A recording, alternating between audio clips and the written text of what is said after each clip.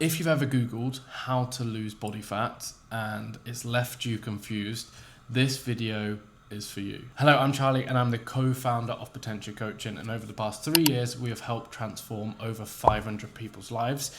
If you're looking for help with your weight loss journey, there'll be a link in the description below. And here is exactly where to begin. The first thing that you've got to do is figure out your starting point. What I need you to do is look at your weight, take some photos of yourself and get some rough measurements. If you want areas to look at measuring, I think doing your arms, both arms, just because they can be different, chest, hips, waist, thighs. They're the key areas that I would look at. If you want to do everything, feel free to, but some people probably don't care about the circumference of their neck. Let's face it. So once you've got this, we then want to look at how much do you want to lose. Is it 5 kg? Is it 10 kg? This will help further down the line. Most people will skip over this and they have no way of tracking the progress that they're making because they just go, oh, I'm going to go and lose weight. Okay, how much weight have you lost so far? Oh, I don't know, I didn't weigh myself. Just big things, and it gives you an honest starting point. It means you're not going to have to spend the next month or two guessing to see whether you're losing weight or not.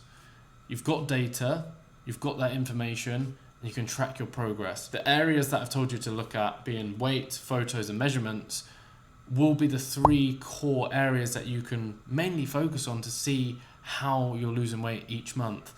My monthly average, I'm down here. My photos, my stomach's changed a little bit, or I can see a little bit of abs here. Measurements, I've lost 2 inches on my waist. That's all showing that you're losing body fat. Then, the most important thing is we need to establish your calorie deficit. You cannot lose weight without it, so we need to figure out what calorie deficit fits your lifestyle.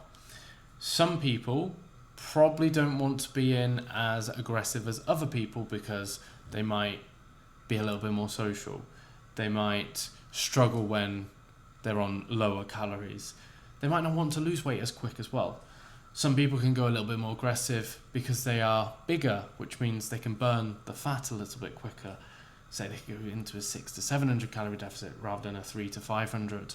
The big point of it is to set a calorie deficit that you can be consistent with. I don't care if you choose a calorie deficit that's going to lose you 2 kg a week. Can you stick to that for 12 weeks? Probably not. You're going to be eating next to nothing. But you can stick to a calorie deficit that loses 0.5 kg of body fat a week and consistently hit that for 12 weeks, and then you hit your goal and you don't have the backlash after because you've restricted yourself and not eaten as much.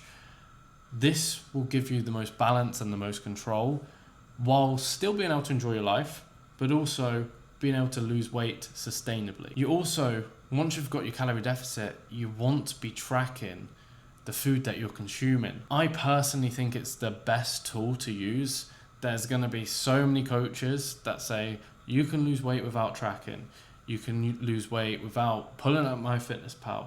The big thing is, the ones that market themselves off, you don't have to track calories to lose weight, they're giving meal plans out. They're giving, they've worked out the tracking for you. They've just taken it out. With tracking yourself, you're going to be able to visually see the portion sizes and the amount of carbs, fats and proteins, the calories in these foods. And this is something that you learn long term. You can look at a chicken breast that's 150 grams and be like, oh, that's 32 grams of protein. Whereas if you've got a coach just whacking you a meal plan every week and saying, oh, you're not tracking food, but you're losing weight, great. What you're going to do after you've left that coach and you don't have these meal plans is track your foods, understand what is in everything, and use that for long-term progress. Then we want to get your protein goal. Protein is most important compared to carbs and fats. If we've got a ladder here, at the top, calorie deficit. Then, in terms of food, we've got protein, carbs and fats. They're the same. The reason being, protein has a higher thermic value. And what that means is, it just takes more calories to digest it. It also helps keep you fuller for longer. So what I want you to do is take your body weight in pounds, and that is how many grams of protein you have. For every pound of body weight, I want you to have a gram of protein. So if you're 200 pounds, 200 grams of protein. 150 pounds, 150 grams of protein.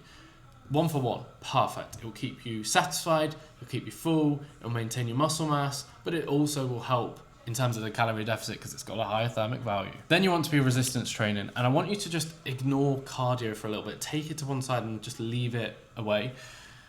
The reason I want you to do resistance training is because muscle is actually what makes fat loss look good. When you've got definition, when you're toned, it looks so much better than just being small. Some people will lose weight and not do any training, and they'll kind of look that skinny fat, flabby side of things. Sorry to kind of use them type of words, but it's the best way to describe it. I'm not expecting you to go to the gym 5 to 6 times a week. Some people don't enjoy the gym. Some people can't get to the gym that many times. Also, it's probably just not as time efficient for some people. So what I would do is go 2 to 3 times. It's great. That's a start. If you start to fall in love with it a little bit more, you could push up to the 4, 5 times if you want to. But if you don't love the gym and you just want to go to do a little bit of weight training, build a little bit of muscle, please don't panic if you think going to the gym 2 times a week you're going to end up like The Rock. It takes time to build a lot of muscle. I'm more talking about if you're looking for a nice toned look, then we just got to go to the gym 2 to 3 times. And I want you to be hitting each muscle group. So muscle group, chest, back, arms, legs, 2 times a week. So if you're only going to go to the gym twice, 2 full bodies. If you're going to go to the gym 3 times, you could do upper body, lower body, full body. If you're going to go 4 times, upper body, lower body, upper body, lower body. You can get a little bit more creative with the splits. But just aim to do 2 or 3 full bodies a week. That's perfect. When it comes to the training, you want to maintain the muscle mass first that you've got, as when you're in a deficit, your body can start to eat your muscle. Best way to describe that. So with the weight training, you will maintain the muscle mass that you've got, but you can also potentially build some. And when you build muscle, it means your body has a higher BMR. A higher BMR means it needs more calories to maintain the weight that you're at, or to maintain the muscle that you've got, which means you can eat more food, and it has a massive long-term effect. You might find some people done a calorie deficit, 1,200 calories, never weight trained, lost loads of weight, don't look great, look really skinny, and then they want to lose a little bit more weight. It might be so much harder because they don't have that muscle mass there. And then you just want to look at the basics. Focus on your sleep. How are you sleeping?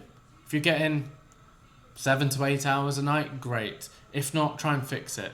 Poor sleep will affect your hunger regulations, which can make weight loss harder. Then you want to look at stress. Make sure you've got that in control.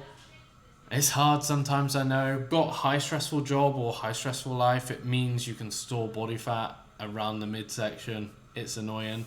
Look at taking something like ashwagandha. Great for helping with stress. Then you want to look at your steps and daily movement, which I would say take your average currently where you're at, go and stick 2,000 to 3,000 on it. If you can do 6,000 steps, go do 8,000. If you can do 10,000, go do 12,000. Just add some extra on, that will create a bigger deficit that way. If you don't have everything that I've mentioned in check, don't worry about supplements. Don't worry about doing XYZ training. You need to focus on resistance training, be in a calorie deficit, hit your protein, have good sleep, control your stress, and then look at the steps. That's not me saying wait for the perfect time, because the perfect time to start anything is now, but just get your goal, get your measurements, and then you can start to plan and program things around yourself and then work towards the goals that you've set out. If you like this video, please make sure you like and subscribe. I'm going to be posting 2 weight loss videos every single week to help you with your weight loss journey.